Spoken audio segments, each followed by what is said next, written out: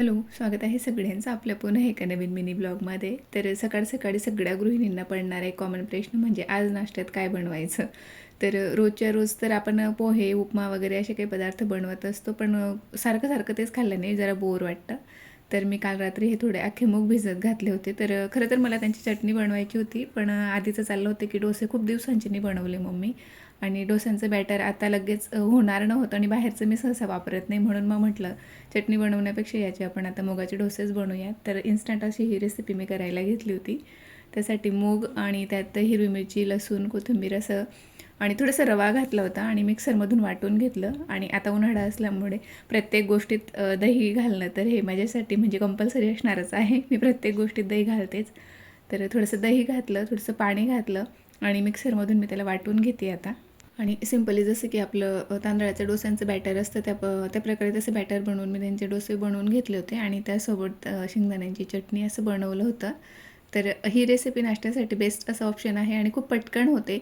ही जी तयारी आहे वाटण वगैरे हे आपण रात्रीसुद्धा करून ठेवू शकतो, पण ते मला आता सकाळी सकाळी सुचलं म्हणून मी आता सगळं बनवायला घेतलं होतं. तर ह्या अशा पद्धतीने मी ते बॅटर वाटून घेतलं होतं 2 बॅचमध्ये. आणि सगळ्यात महत्त्वाचं की बऱ्याच मुलांना दही आवडत नाही, म्हणजे आधीला तरी आवडत नाही, तर अशा पद्धतीने ते त्याच्या पोटातही गेलं. ह्या निमित्ताने चटणीमध्येही मी दही घातलं होतं आणि हे बॅटर वाटतानासुद्धा त्यात मी दही घातलं होतं. आणि रवा घालणं ऑप्शनल आहे, पण रंग छान येतो आणि क्रिस्पी बनतात डोसे, म्हणून मी तो रवा वापरला होता. त्यामुळे की खूप छान असा रंग त्यांना आला होता. आणि आता चटणी बनवून घेते आणि आधीला बऱ्याच गोष्टींसोबत ही चटणी खायला आवडते, म्हणून थोडी एक्स्ट्राची मी बनवून ठेवते. बऱ्याचदा मी रव्याचे आप्पेसुद्धा त्याला दुपारी करून देत असते, किंवा मग बेसन पिठाचा जो काही चिला असतो आपला, तर घावन तेही मी त्याला बनवून देते. त्याच्यासोबतही तो ही चटणी खातो, म्हणून मी जरा एक्स्ट्राच बनवते. आणि आता उन्हाळा असल्यामुळे आलं तर मी पूर्णपणे स्किप केलेलं आहे, पण लसणाची क्वांटिटीसुद्धा आता भाज्यांमध्ये किंवा सगळ्याच गोष्टींमध्ये मी आता कमी केलेली आहे.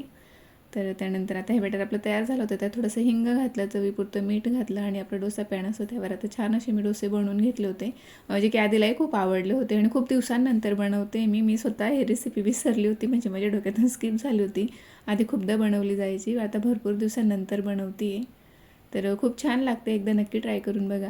आणि हो, जसंच तुम्ही माझ्या शॉर्ट्स व्हिडिओला खूप छान असं सपोर्ट करता, प्रेम देता, तर तसंच माझे लाँग व्हिडिओसुद्धा चेक करत चाला. म्हणजे प्रत्येक व्हिडिओच्या खाली एक लाँग व्हिडिओची लिंक असते त्रिकोणावर दिलेली, तर तेही नक्की बघा. आणि आजचा व्हिडिओ आवडला असेल तर एक लाईक नक्की करा. भेटूया नेक्स्ट व्लॉगमध्ये, तोपर्यंत बाय.